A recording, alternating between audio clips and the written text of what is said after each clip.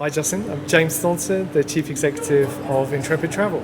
James, listen, thank you so much for joining Breaking Travel News here at WTTC Kigali, Rwanda. It's great to be here. Yeah, it's awesome to be here. It's such a great country and some amazing experiences to be had in between all of the different meetings and the conference centre itself. So first of all, tell us a little bit about Intrepid. Yeah, sure. So Intrepid's the world's largest provider of adventure travel experiences. We run over 1,000 trips to over 100 countries around the world, taking hundreds of thousands of travellers from Australia, New Zealand, UK and Europe, US and Canada on some of the most iconic adventures. Anything from a few hours on a craft cocktail tour in the East Village of New York City, right up to the majesty of seeing the mountain gorillas right here in Rwanda, to epic Antarctic adventures and everything and anything in between. And what really differentiates an Intrepid experience? I think an Intrepid experience is all about getting under the skin of a destination. It's about meeting the people, it's about trying the food, typically using different types of local transport, staying in different types of local accommodation, doing it with a strong sustainability lens, ensuring that the money, as much as possible, stays in local communities.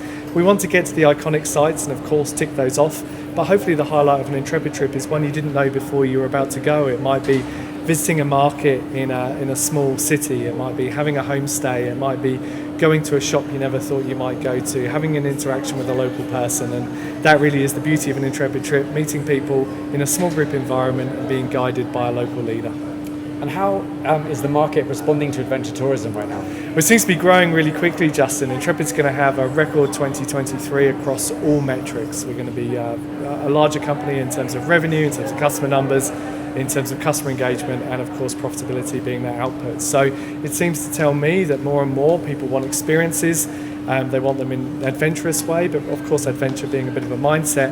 And critically as well, they want it delivered sustainably. I think we're seeing more and more demand for customers wanting a strong sustainability element to the travel experiences that they have. What type of people go on adventure holidays? Well, literally anyone. I mean, there's certain demographics, university educated single females in their late 30s, early 40s who have limited free time and want to get out and have a great adventure in the safety and security of group is our number one type of customer. But the baby boomer, we're seeing lots of growth in that kind of comfort and premium space. Also the first time traveller coming just out of university or early in their job.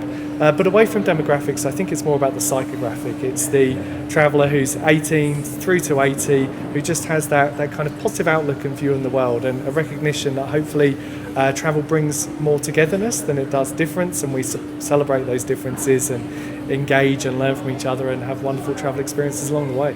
You talked about sustainability being really important for you. How important is it for your customers? Yeah, look, it's really important for our customers, Justin. It's one of the key reasons why they book with a company like Intrepid. Intrepid's been a certified B Corp since 2018. I think we're still the largest travel B Corp in the world. We've taken strong action on many sustainability measures for many, many years. In fact, if you go back to the DNA of Intrepid when it first started in 1989, it was all about that local experience and the local interaction and local connection. So if you like, I guess we've been doing sustainability for 35 years, but only now has it become more of a trend and more of a requirement from people. And so, yeah, our customers seem to be loving it because they're booking in larger numbers than ever before. It's great to hear that it's just baked into your DNA.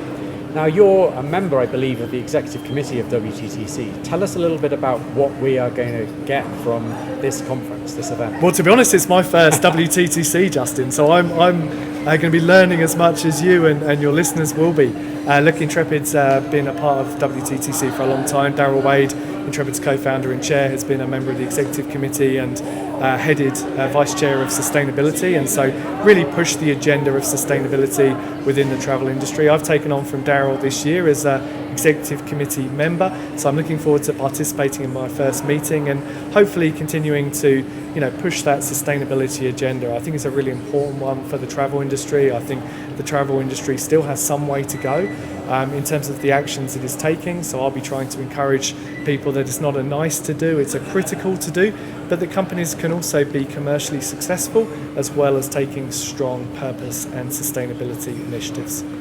And another thing I wanted to talk to you about was talent and the next generation of talent. If you were a young person now, what would you be looking to give them in terms of advice if they were looking to enter into the sector? Well, I think one of the most important things is to get variety of experience. Get variety of experience in terms of the roles you might do, whether you're an entry level in sales or an entry level in terms of operations. Really trying to move about and experience different types of the industry would be an important one. If you can get geographical mobility, I always really encourage that. I started my career in the UK, got to go to Australia, have now lived and worked all over the world. So I think geographical mobility is really important too. And I think the other thing is try and make sure you're working for a company who really believes in what it says. Lots of big companies out there talking about issues of sustainability or purpose, but really encourage people thinking about a career in the industry to get behind companies that are truly taking good steps. And from a destination perspective, what do you think destinations should be doing more of to ensure that they are future-proofing and they're future-ready? Yeah, I think managing tourism numbers is a critical one. There's a variety of different ways in doing that. You come to this destination like Rwanda, and I don't know about you, but I was here 13 years ago, and again, it continues to go beyond my expectations. It's beautifully clean, seems very safe and secure. There's no plastic bags, they're banned in the country, as many people might not know. They've got the iconic sites, of course, of the mountain gorillas and the way in which they're preserving, and everyone who pays what is quite an expensive ticket to go and see that real wonder of the world knows that they're contributing to conservation. But there's many things in Rwanda beyond just the mountain gorillas, and I think also trying to make that destination more sustainable. So that's Rwanda's a great example. I think many other destinations need to be trying to take on that lead. Amsterdam is another good one. In terms of Amsterdam now managing not just looking for growth in number of visitors, but the experience the visitors have when in destination and the experiences that the locals have. We often forget in travel that it's as important that customers have a great time, but it's critically important that money is getting into local communities, and local communities are benefiting from tourism. We're getting that distribution of wealth and that distribution of income. James, thank you so much for joining us today. Thanks, Justin.